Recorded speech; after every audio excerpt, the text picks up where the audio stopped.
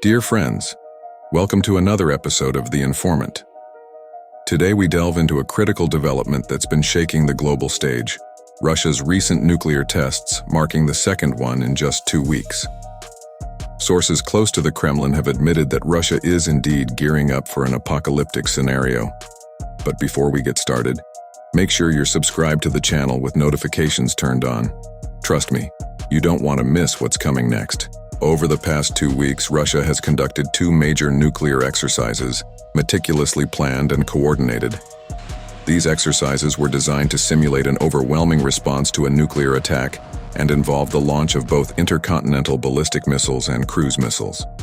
The first exercise, held on October 18th, tested ballistic missiles in Tver, northwest of Moscow, demonstrating an ability to reach targets in the United States.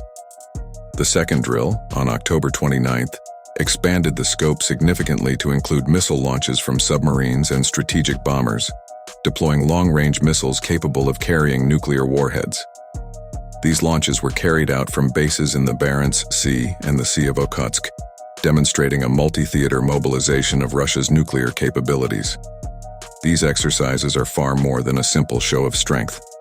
They encompass Russia's entire doctrine of nuclear retaliation, simulating a scenario where high-ranking government officials, including the president, face the decision of deploying nuclear weapons. President Vladimir Putin emphasized the necessity of these simulations to ensure that decision-making and launch protocols are combat-ready in any crisis.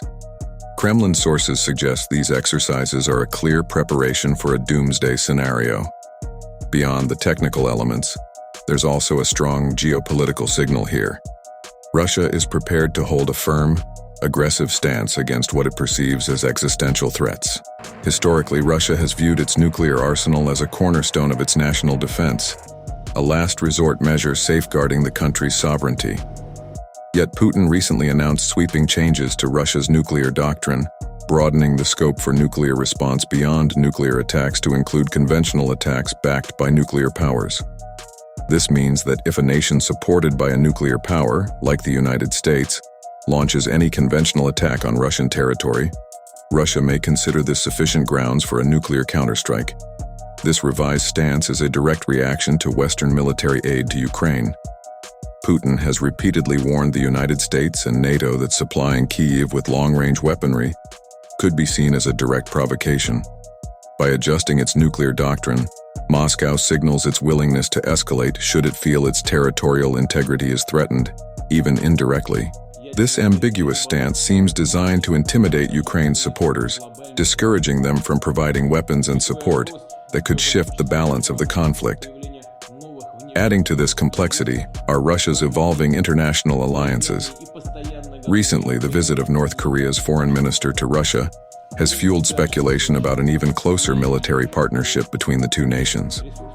Although still surrounded by secrecy, this potential alliance has raised concerns within the international community. According to Western and South Korean intelligence, thousands of North Korean soldiers have allegedly been sent to Russia for military training, including in the use of drones and advanced equipment. These reports have heightened tensions among NATO allies, particularly regarding the support Pyongyang might offer Moscow.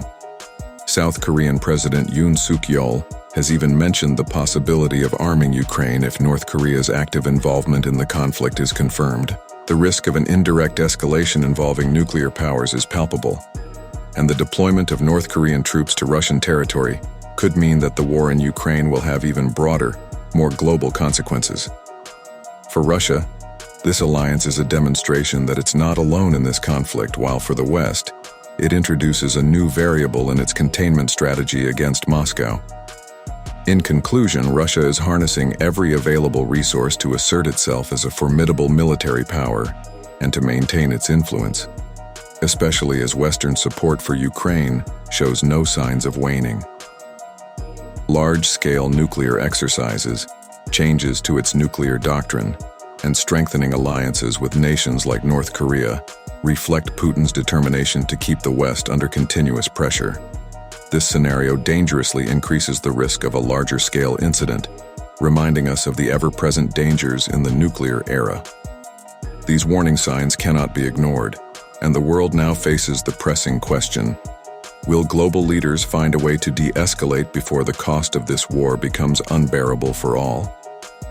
If you value independent journalism and want to support our work, consider buying us a coffee using the QR code on your screen. Your contributions are vital to help us keep delivering in-depth analysis and high-quality insights. Stay tuned for more updates, and don't forget to subscribe to The Informant for the latest news on the world's most urgent geopolitical issues.